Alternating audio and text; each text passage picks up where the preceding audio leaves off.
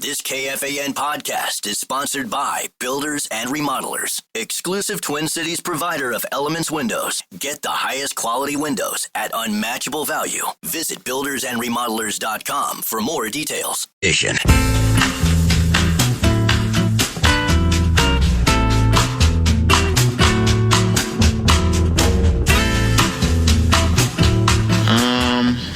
exciting. I don't know why people would think it would hurt. I mean, it's exciting for me. I'm 23. I get to do it a whole bunch of times. I'm hurt more so for myself for Mike. I came up short for Mike. Like I said, we tried last year. We couldn't get it. We tried again this year. We're going to try again next year. But hurting is a terrible word to use. I'm good. Yeah. That was the soundbite that got a lot of attention nationally. This was after the Wolves got destroyed in Game 5 and eliminated by Oklahoma City. It was, where's the fire and brimstone? Why is he not pounding the desk? Etc. And look, I was in the camp that was quite annoyed by the performance, generally speaking. I really did, even though I know there's a lot of those in the postseason. It just felt wrong. Maybe I was bitter because I also had picked the Wolves to win in 6, and by that point, that prediction looked just so insanely awful. But in any case, it's what we were wanting to get to when we came back from the pause. Christopher Hine is in studio with us. His new book on Edwards called Ant is out. So you were there for that exchange. How would you translate what Edwards, I mean, is it fair nationally for people to take from that, well, this guy's good. There's no question he's good, but does it burn in him in a way that's going to get him to where he wants to go? I just, in general, am not high on the national discourse of the NBA and how it's talked about on the various channels and outlets. I haven't covered the league and watching that stuff up close. It leaves a bad taste in my mouth. A lot of the ways that people talk about basketball on a national level and on social media. I see what they're saying, that, you know, certain guys take losses a certain way. They internalize it. They use that competitive fight. Like, if you're not sticking to the Michael Jordan script of taking every loss personally, it seems like that's a reason to ding you for that. People just approach life differently, I guess. And, you know, in the book, I think what you see about Ant is, remember when the draft was happening and that ESPN story came out, and it's like, yeah, I watch basketball, but it's not my life. It's not what I do for a living. That whole thing. That took a long time for Ant to shake those quotes, which were kind of said in jest, and have people realize that he took basketball really seriously, which he always has ever since he was a teenager. So it kind of reminded me of that. Mm-hmm. And I think maybe that perception is kind of sticking in people's heads when they think about that. Oh, this guy doesn't really care about basketball. But I'll point to another line that Tim Connolly has in the book, which is, he's like, when I got here, it's like, we discovered that Ant was addicted to competition. We were trying to get him addicted to basketball. And there's a difference there. They always have known that Ant is addicted to competition, that he's addicted to winning. So you don't have to worry, I don't think, you know, at least from their perspective, they're not worried about Ant taking something too lightly or not being motivated by a loss like this. I think he's very motivated by a loss like this. But I also think he's got a different perspective on life, given what he's been through. He's been through the worst, you know, with his mother and grandmother, Yvette and Shirley, passing away when he was 13. So to have him act depressed or downbeat after a loss in the Western Conference Finals, it just, you know, just because people want him to want him to act that way, it just doesn't really line up with how he is or who he is. And say what you want, that's how he chooses to go through life. And, you know, that's who he is. Well, this might make you feel a little better about the national discourse. On one of the ESPN panels, who's the LeBron James biographer? Windy. Yep. Brian Windhorst. Windy, I think, brought up the very point you are and said, well, it may be more complicated with him. I mean, I think it's always fair game to assess and discuss, all right, you know, if you're building it all around him, then you almost do have to have an irrational desire to succeed that maybe doesn't even make sense with the other things in your life. So I think the conversation is okay, but he brought up the same thing, that part of how he is configured and wired, Anthony Edwards, goes back to the tragedy, the losses in his personal life that you're referring to. And I think what is more important in any of these players, including Anthony Edwards, is, all right, what's he doing today? What's he doing tomorrow? What's he going to be doing a month from now? And is he going to be back in the gym, which he has tended to be, I think, a guy who works, trying to improve areas where he needs to get better. Sam Mitchell is of the opinion that, especially if you are going to play him more at point guard, or continue to ask him to take this much responsibility, he's got to become a better ball handler. That he's a good ball handler, but he's not a great ball handler into traffic, that there are still things he can do. And to me, that's going to tell a lot more than the quote-unquote winning or losing the press conference the night of getting blown out in Game 5. Yeah, and he's always been in the gym. And last 2 summers, he played Team USA. You didn't have to do that. It's true. Yeah. 2 years ago, he played the FIBA World Cup, and last year he played the Olympics. He extended his summer even after coming off of busy. So he could have said, I'm going to go lay on the beach somewhere for a little while, rest up, relax. But he didn't do that. He undertook these 2 things that educated him about the game, his place in the game, learning from some of the greats of the game. Like those are the steps that you want a young player to take. You think, the old guard of the NBA might Sure. say something along the lines of, that's a good thing that you did that, right. But that tends to get lost in their collective memories. So I don't know what he's going to be working on. We asked him that, and he said, I'm not going to divulge that information. Right.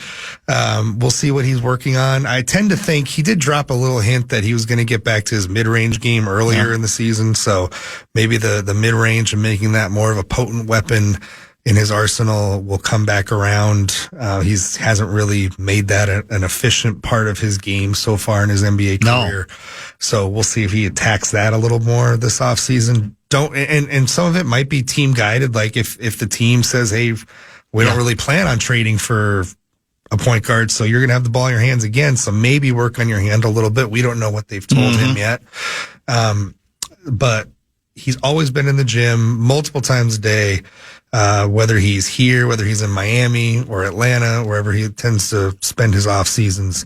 So, I don't think one of the things that I don't think people worry about in Ant's circle or on the team is his work ethic. That's never been an issue from day one. Let's talk about leadership issue. A texter, Chris, writes, Edwards is a great scorer, dynamic player, but he doesn't seem like a natural leader. Do you think he'll improve at that? Or could it always be an Achilles heel for him? Or do you even agree with the premise? I couldn't disagree more with that statement. I think he has natural leadership abilities that come out in his personality. The way that he carries himself around the team, we hear it all the time, whether it's from Mike, whether it's from Rudy, whether it's from the younger guys on the team. His positive energy, the way that he imbues people with confidence, is the way that he leads. That is a form of leadership. It is not always the rah-rah, going to stand up in front of the locker room or get up in the huddle and be a leader. But when you, as the best player on the team, are telling somebody, hey, take this shot, you got this, like that carries weight on the team, and it fills people with confidence. That's how he's always naturally led. Now, the more traditional rah-rah sort of stuff has come along, especially the last 2 seasons. He's a little more vocal. He's a little more holding guys accountable, saying what's on his mind. But his personality has natural leadership to it. People want to follow him. People want to be teammates with him. That's something he's always had from a young age. So I think it depends on what you define as leadership, but I and others define that as leadership. And I think you've seen that from day one. The other forms of leadership are taking a little time to come around. And he's able to say critical things to teammates in part because 95% of the time he's the one that's being really positive with them. So when he has something to say, they listen, and he usually does it with a little bit of humor to get his message across as well. In putting together the book, what's your sense on who does Anthony Edwards listen to? Who are the voices either in his life or who have been in his life or are in his life that away from the team itself that guide him? Good question. He's had a lot of the same people in his life. There's his longtime coach and business manager Justin Holland, who's been there since he was about 14, 15 years old. Justin isn't afraid to be hard on Ant and tell him what he needs to hear at various times. There's his best friend Nick, his uncle Drew, who was one of his football coaches, who wasn't afraid to. He's not really his uncle, but calls him Uncle Drew. One of his youth football coaches who was hard on him growing up can still be hard on him now.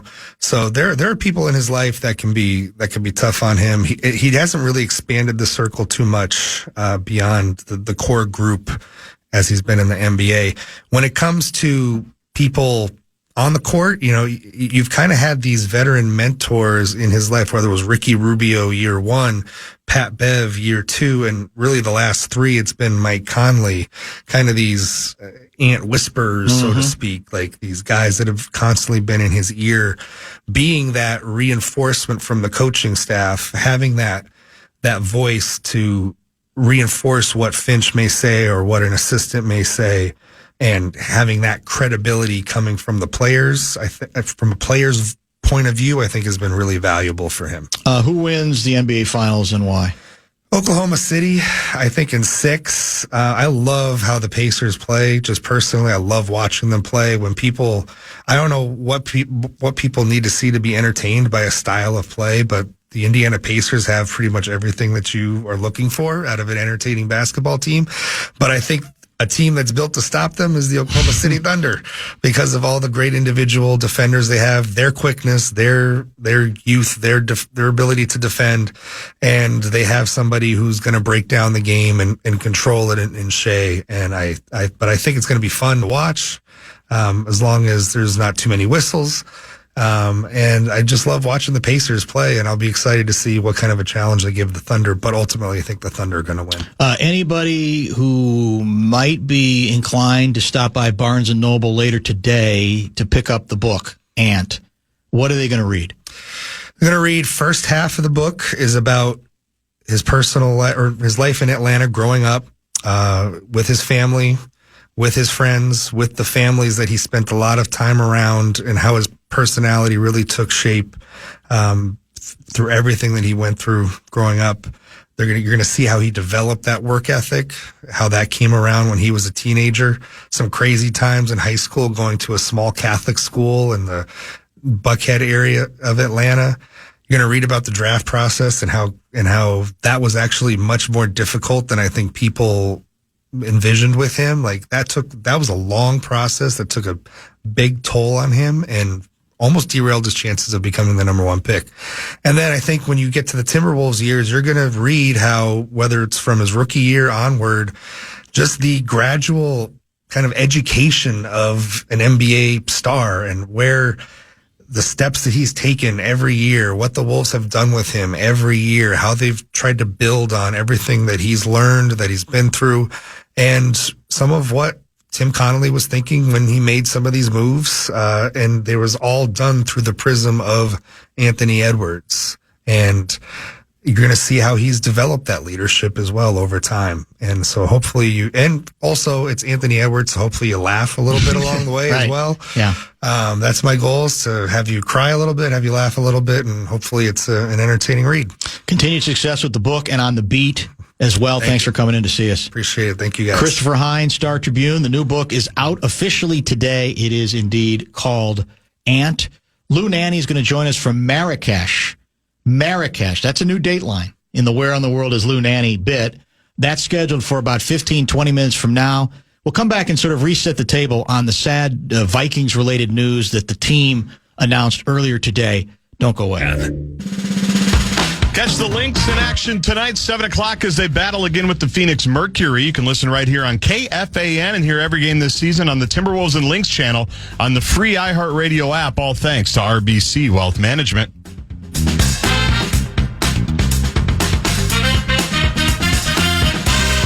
Do we have the NBA Finals on the fan? We don't. We don't. One day we might, because the Wolves might be in it, but we do not have the national broadcast. We expect to visit on Thursday with Mitch Lawrence to help preview the NBA Finals, because they're still going to play it, even without us. We'll have the Stanley Cup Finals on. Oh, we do? Starting tomorrow night. Because it's the Cup. Because it's the Cup and we're the state of hockey. That's even better. Russo will join you tomorrow to preview that. All right. So the news breaking earlier today that all-time Vikings great Jim Marshall, part of the Purple People Eaters defensive line in the glory years, a defensive end, who never missed a game as a professional, as a NFL football player. All but one season, of course, with the Minnesota Vikings. His first season actually was with the Cleveland Browns. And then he got traded before the Vikings' first game. The expansion Vikings' first game. So he played in all 282 games in which he could have played as a National Football League player, which is, of course, remarkable. And we saluted him early. We're going to salute him again later with a former teammate of his, Chuck Foreman, the all-time Vikings running back great. But Garzi found via the World Wide Web an interesting couple of 3 minutes that centers largely, it starts with a little bit more on Bud, but then it centers largely on Bud talking about his unusual relationship with Jim Marshall as well. And I think it sort of reintroduces the subject in a very effective and today, maybe, emotional way. Let's listen. Another voice you'll hear on this video, Joe Kapp. Oh, Joe Kapp, former Viking quarterback. And Marshall himself. It speaks during part of it, too. Time for kickers, punters. Bud Grant was a rarity in coaching circles. He believed in few words and short practices. 9:30 bus.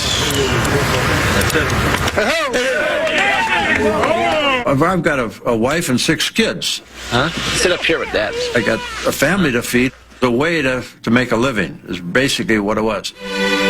Grant was able to detach himself from football, but not from his players. One in particular. A lot of people ask, who is your best football player? Well, as a coach, you can't go there. So how do I describe Jim Marshall? He's a special football player, a special man. And if it wasn't for Jim Marshall, I wouldn't be here today. I love Jim Marshall. Marshall, number 70, personified the Bud Grant standard. He always played smart. He always played hard. But most impressively, he always played. He had that great capacity of bouncing back from serious bruises and contusions and play. Not only play is easy, but play at the level that he sets for himself, I think was the most amazing part of it. There were times when I was legitimately sick in the hospital, and but I don't know what it was when they got to be game time. There was just something there. It don't break my leg. Jim, I think you're ready. I'm not dead. When God was making defensive ends, they made Jim Marshall. And then everything else followed, okay? When you change coaches, you got different personalities and different, not necessarily rule, but mode of operation. And the thing that Jim Marshall, he bought it. He bought what I was saying, and I could see it in his eyes. And so right away, everything went through Jim Marshall. Ready? See, I got you again. If Meredith finds out that he can get us, then he's going to run us to death on that quick count. We can't afford to have that. If there was a player that would rah-rah and go jump and show disrespect to the other team, Jim Marshall would have had him by the collar. Come on, Lonnie. There it is. The narrator there is Tom Selleck. You heard a little bit from Joe Kapp as well, the former tough guy Vikings quarterback. And as we said, Marshall, when he retired, played in every game in Minnesota Vikings history. That's why he is sort of classified as the original Minnesota Viking. I did note, and I had not read this before, in 59, he played at a college at Ohio State, but did not finish school there. Left early, I think for financial reasons. He signs with the CFL, okay? He ends up playing in 59 with the Saskatchewan Roughriders. Team record that year, by the way, was like 1-15. They had like a long season. Okay. Awful. But the nugget that interested me is he played mainly along the defensive line as he would as defensive end all those years for the Vikings, but apparently did play on offense a bit. And that year in 59, he caught a touchdown pass against the Winnipeg Blue Bombers, coached by our guy, Bud Grant, which is an interesting fact that I had not seen before as well. I'm sure when we talk with Chuck Foreman in an hour, because Chuck's over the years has given us some great, certainly, especially training camp tales, because Marshall was he was the gatekeeper at Gage Hall. Like, who got in, who got out, who was able to sneak out successfully and get back in even after curfew. It was all about Marshall. He was the dean of discipline. He made all those decisions. So I'm sure we'll have some talk with him about that, but also about, I think there was a late run to try to get Marshall in the Hall of Fame, similar with Chuck, quite frankly. And I'm curious if Chuck ever discussed that to any great degree with Jim, how much that concerned him. And again, it's the ultimate honor, one could say. But I'll say again that, to me, the Marshall place was set because he's sort of considered the mythological Viking. If you could narrow it to one, I think really more than there were, again, better players. Alan Page was a more dominant player, right? Fran Tarkenton was a great quarterback. There were individual players you could say, well, were actually better, but I don't think any of them sort of personified what the whole Vikings myth was supposed to be all about, like Jim Marshall did, because largely, of course, his durability and what we're being reminded of again because of his relationship with Bud, that he was the guy. When you talk about leadership, above and beyond all those other players, Jim Marshall was indeed the guy. So we'll revisit this during Top 5 at 5.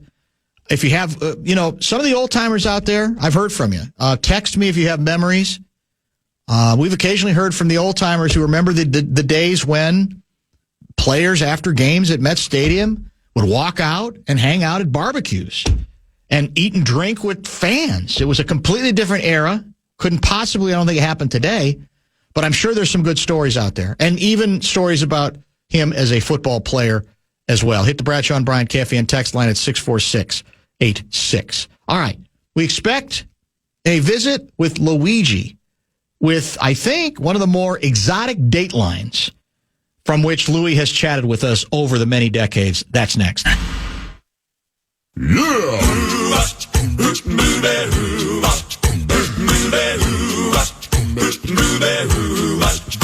Well, she sneaks around the world from India to Carolina. She's a sticky-fingered filcher from Berlin down to Belize.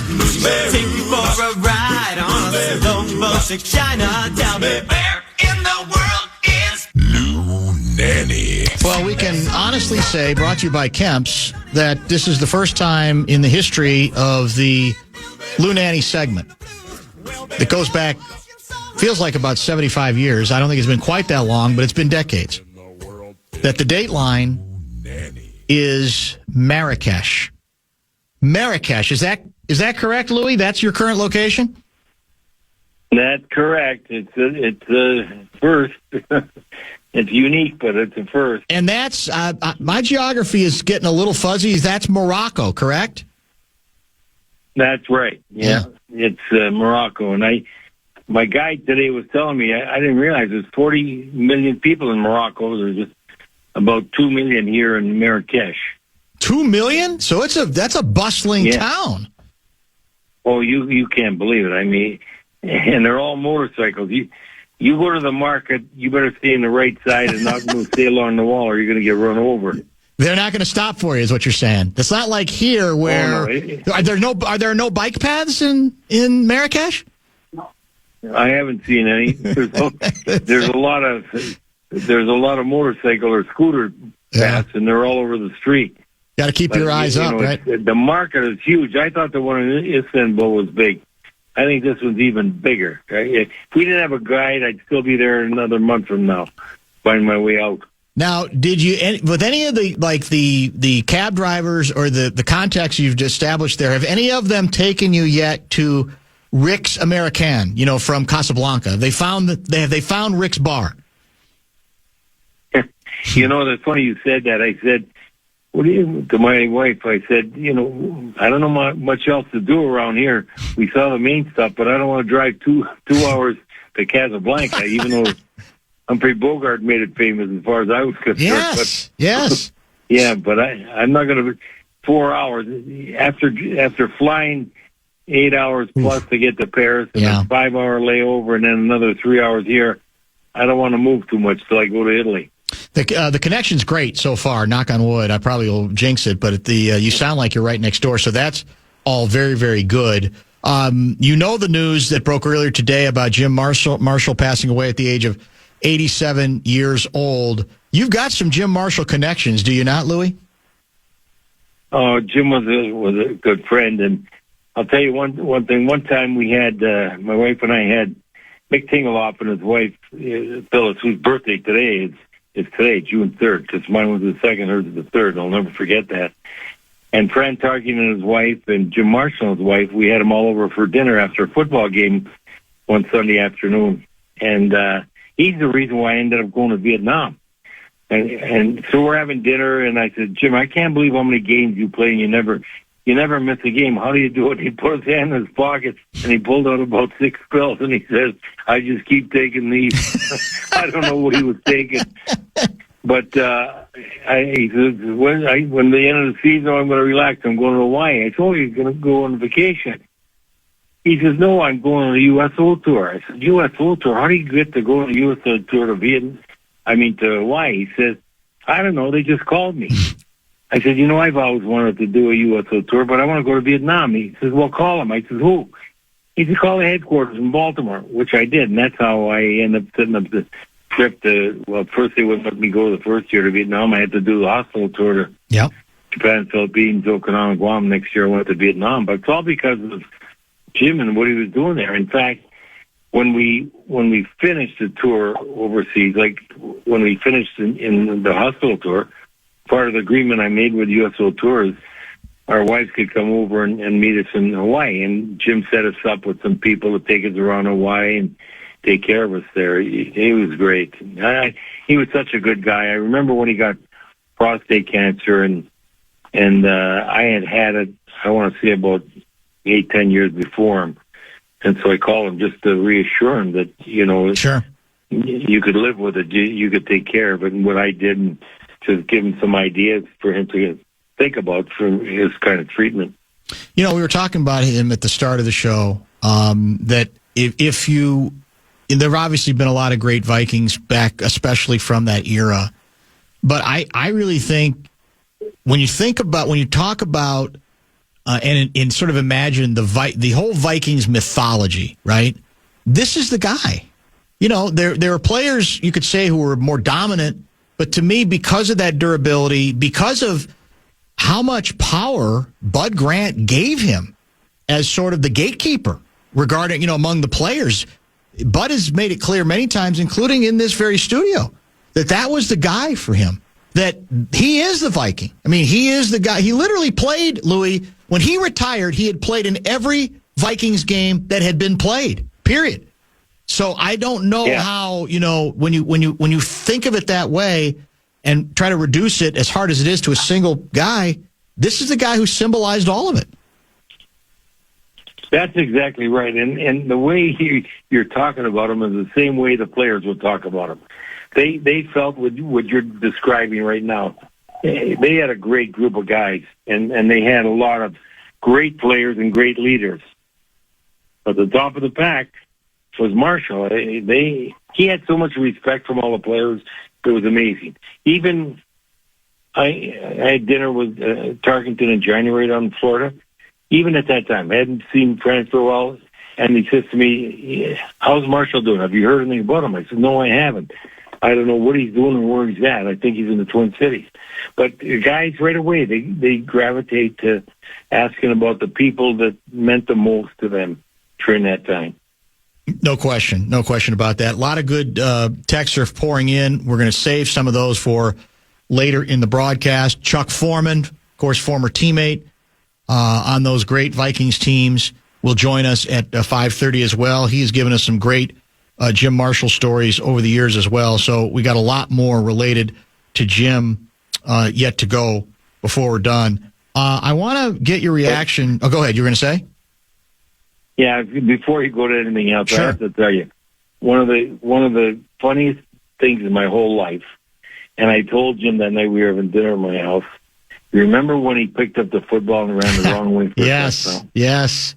I and he was distraught. Remember, he was devastated. Yeah. He was embarrassed. He was sick. He ended up going on Johnny Carson and everything else about it, but I literally fell off the couch laughing so hard. And when we were at dinner that night, I said, Jim, I don't know why you felt so bad. I said, you don't realize, you guys still did well in the game and all that. You don't realize the joy you gave to many of us who were watching the game.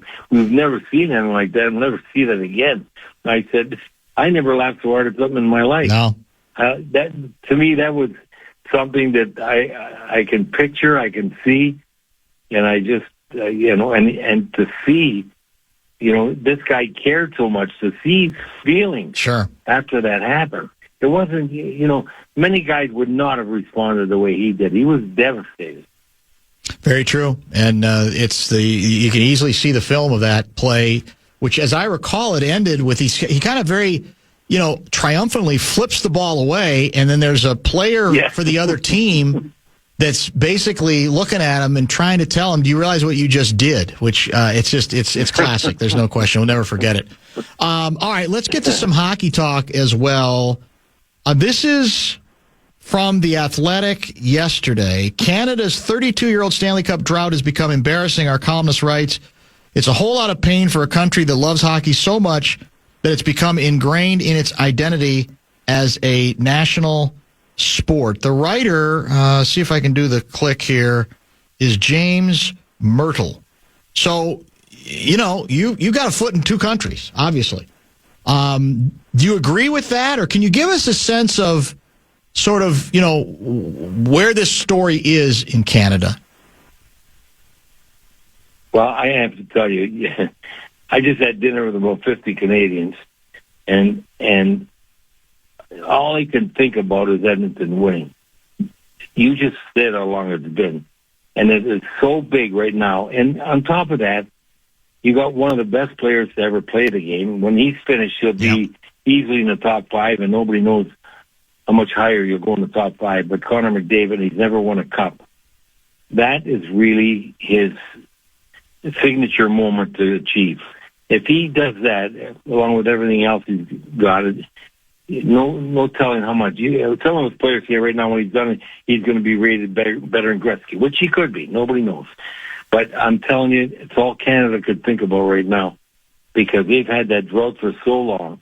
They came so close last year when literally Connor McDavid dragged that team from behind and almost won in 7 games, and he still got the most valuable player, but they lost.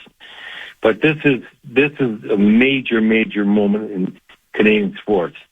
And on top of that, you hate to say it, but politics being the way it is right now, and the little tension going between the two countries just adds to it. Sure. So it is something that at this moment is probably the biggest thing in Canadian sports for a long, long time. I can't tell you how long, but there is nothing I can remember for a long time that's been as important to the Canadian hockey fan as this is. This is, as you well know, the first Stanley Cup final rematch since Detroit and Pittsburgh in 2008 and 2009. And what's interesting is that, again, speaking of The Athletic, a year ago, they had polled coaches and general managers, for asking for predictions.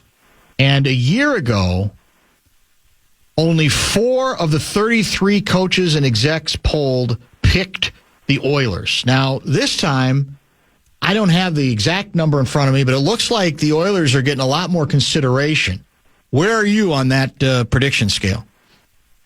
I've actually changed my mind. I think the Oilers are going to win. And the reason why I feel that way is because Stuart Skinner in the net for the Oilers. Mm-hmm. I think is a different goaltender than he was last year in the finals. That even though he was good, Bob Ryder, but Stuart Skinner started off the playoffs this year, and he was just a car wreck. And then he got pulled. Pickard went in, played very well, got hurt. Skinner comes back in on top of 3 shutouts that he could have had 4 or 5 besides that, but he's been so dominant in the net, more so than I've ever seen him for Edmonton. And if they get that kind of goaltending to go with the kind of balance they got up front and the defense they got the way they're playing right now, I think McDavid's going to have enough to pull him through and beat Florida. Team executive number 1, unnamed, in the poll this year. The Stanley Cup is going back to Canada. The Oilers have found a way to play a sounder defensive game in front of Skinner, and they cash in on their high-danger chances. They'll miss Hyman. The Panthers are heavy and hard, but 97 and 29 seem destined to get their names on the Cup. I have the Oilers in 6, is what this unnamed team executive suggests. Well, I think the guy's right on. And those 2 guys, by the way, are, well, McDavid's the best in the world, and Draisaitl is easily in the top 5, maybe the top 4, maybe the top 3. Maybe they are the 2 top players. I still like Kaprizov right now in front of Draisaitl only because Kaprizov, does it with less help than Draisaitl's had, although I love Draisaitl. But I got to tell you, those 2 guys, and the difference is the defense has been improved back there, and they're deeper, they're stronger than they were before. They give up less chances, especially around the net and second chances. But Skinner, being what he is, and Skinner's about 6'6", 6'7", he's big in the net and he's covering it well, and he's not giving up a lot of other opportunities, and he just seems so much more confident right now than I've seen him in a long time, and I think they are going to miss Hyman in a big way. But now I don't know if Lestrange is back for Florida yet, or if he's going to get back, but that'd be a significant loss for them. But I just think that this has to be Edmonton's year. They just seem like they're bouncing through everything to get to where they want to go. So help me understand how it works in Canada. If Edmonton wins it, does the whole country celebrate it? I mean, you got a lot of franchises there. Is it part of the country celebrates it more than other, or do you fall back to, no, we're all Canadian at a moment like that? I think, you got to probably go to 85 to 90% because people in Calgary probably still don't like Edmonton enough to celebrate it, Right. But outside of that, everybody else in Canada wants Edmonton to win. The rivalry with Calgary and Edmonton goes back, 40, 50 years. They just don't like each other. They don't want each other to do well, and they just don't get away from it, the majority of the people in those 2 cities. But overall, I'd say Canada as a whole is just dying for Edmonton to win. So do we have people saying that McDavid is already threatening or is going to threaten Gretzky's legacy? Oh, yeah, definitely. Well, And a lot of those people are around Edmonton because the difference is those are younger fans. Yeah, now they didn't see Gretzky in his prime. And you can't help but watch McDavid and be amazed every night he plays. Sure. He's the only guy, he's the fastest guy in the league. But the most amazing thing is he skates with the puck as fast as he does without the puck, which everybody else doesn't. He does everything at high speed. He does it. He's got the incredible knack of knowing where to go, like Gretzky had. He's bigger, stronger, and faster than Gretzky. And the guy is very, very smart, and he's got a tremendous work ethic. He's held on a pedestal there, not only by the people, but the players themselves. They all want to win it for him. They know how hungry he is, how hard he works, how talented he is. And it's something that makes people gravitate to him and to his team. And I'm telling you, if this is an Edmonton Oilers Stanley Cup win, there's going to be a lot of celebration in Canada. Where'd you have dinner tonight? It's called La Trattoria downtown in Marrakech. Marrakech is really a different thing. I mean, it's bustling. There's a lot of people. There's a lot of activity. one thing that surprised me then when I pulled back into the hotel was our drivers pulling into the hotel, and they had to open the gates, and they opened the gates, and then they come out, and they had to check under the car, in front, all over the car for bombs. Oh my! Yeah. I said, "Are you kidding?" My wife said to the driver, "Does every car that comes in here get checked like that?" And he says, "Every car." Wow! And then all of a sudden, you start having misgivings. You say, "What's going on here?" Everybody looks happy to me. And just, but that was something that. I'm going to Italy in 2 days. I can't wait. Yeah, I was going to say. So, how many? When did you get to Marrakech? When did you arrive in Marrakech? We arrived last night at 7:30. Okay. It was an 8-hour, 10-minute flight to Paris, and they, for some reason, before we came, they rescheduled the flight, so we had a 5-hour layover in Paris, and then it was an hour late leaving because of the plane coming in that we were getting on was late. So it was a long day. It was a long day to get here, and I don't sleep on planes, which wasn't very good for me. But I did get to see movies and stuff like that. But I'm happy that I got some time to rest. But I'm happy I'm here. I've never thought of coming to this area. I've never been in this area at all. I've been a lot of places, but I hadn't been here. So it's interesting to be here and to see the culture, the people, sure, how things go on. It's amazing. You walk in the market and they got all these cobras and snakes. I don't like snakes, and they want to charge you to look at them. But no, I don't even want to look at them. I don't want to see them. I don't want to be around them. So I just left. But they have everything known to man in this thing, and for 3 hours we walked through it. I don't know where we were. If I didn't have a guide. I said to the guy at dinner tonight, I'd have turned to butter before I'd have got out of that marketplace because I didn't know where we were or how to get out. And if it ever got dark in there, there's no chance you're getting out.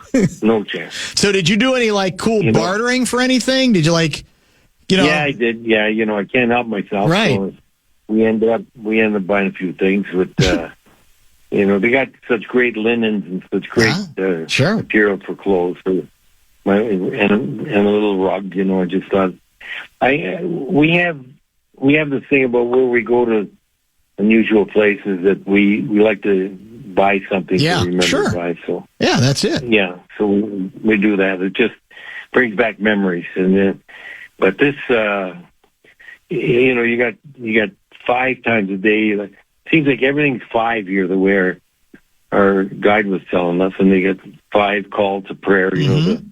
And the Muslims that they chant out 5 times a day. The way the Star of David is because it's Muslim and Jewish people there, but they get along very well, which is great. That's encouraging. It's great. It's very encouraging. It's great to see, and you go in the marketplace, and it's just like they're right together, and everything's really good. It gives you a lot of hope and confidence when you see stuff like that. What time is it in Morocco right now? It's 11 o'clock, 5 to 11. Well, a couple people have texted saying you sound fresh as a daisy. I mean, how are you this? Well, I got some awake and fresh. I slept last night. Thank God, I got to bed. All right. I got to bed last night at about 10:30 because I tell my wife we can't go to sleep. We got to get on their schedule. Sure, fight through it, which we did, and then. You get 10:30, go to sleep, then get up, get a good sleep till 8 o'clock or 7:30, 8 o'clock, then you're back on schedule. The main thing when you're traveling like this, in my mind, the thing I find best is to get on the other country's schedule as quickly as you question. can. Yeah, it's good advice. No question about that. Yeah. So Italia is next. You leave tomorrow, is that correct?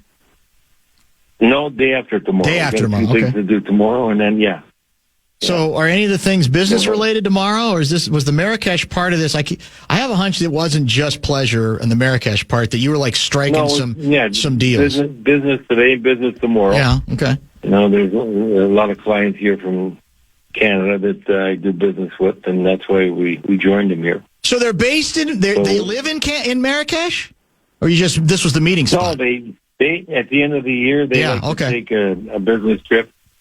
Leaders of all these companies and get together and have some meetings in different places, and And they chose Marrakech this year, which I'm happy about. Yeah, nice. Like one of the few places you haven't been, right? That's the beauty of it. Exactly, yeah. Outstanding. Did I tell you that in the Palm Beach Post, before I came back, they had 26 places to visit in the world? Average people have been at 3. I was at all 26. Yeah, 26. I think you did mention that. Yeah, that's tremendous. That's outstanding. Yeah. Well, and if you had missed one, you would put it on the list for next year. Yeah, right? that would be. Yeah. You know where you're going next? Yeah, That's know exactly where I'm going. By the way, happy belated birthday. Yesterday, right?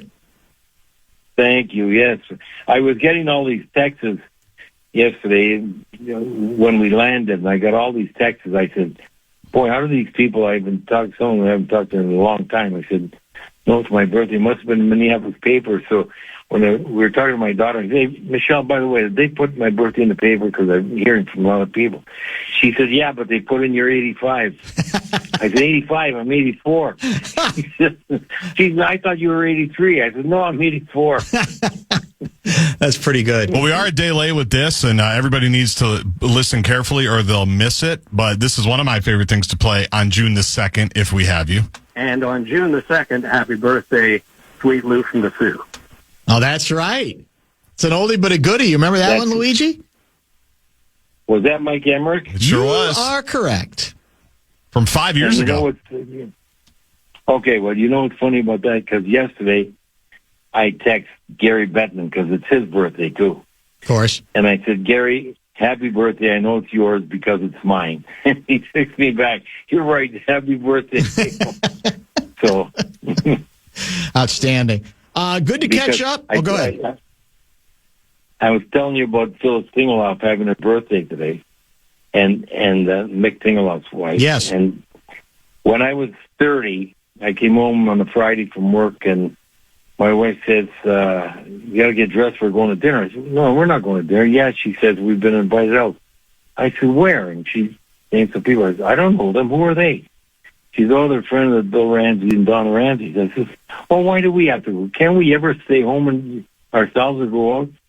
So she, no, we got to go. So the Ramseys are picking us up. So they pick us up, and we go up into Indian Hills, and there's all these cars lined up all over. And I said, we should just stay here. It looks like somebody's having a party. We should have a good time. Well, you pull in front of the house, and it says, happy birthday, Louis and Phyllis. It was our 30th birthday. Wow. And it was for us. That's tremendous. So I'll never forget that. Yeah. That's outstanding. Well, safe travels. 54 years ago. It's hard to believe, isn't it? I bet you it feels like it was just yesterday, right? Well, that's why I can remember it so well. It's scary. It is scary. Thanks, as always. Great stuff, sir. I'm glad you're having a good time in Marrakech. And safe travels on to Italy. We'll chat next week. Okay, buddy. Take care. Thank you, sir. Appreciate you, Luigi. That is Lou Nanne. Dateline.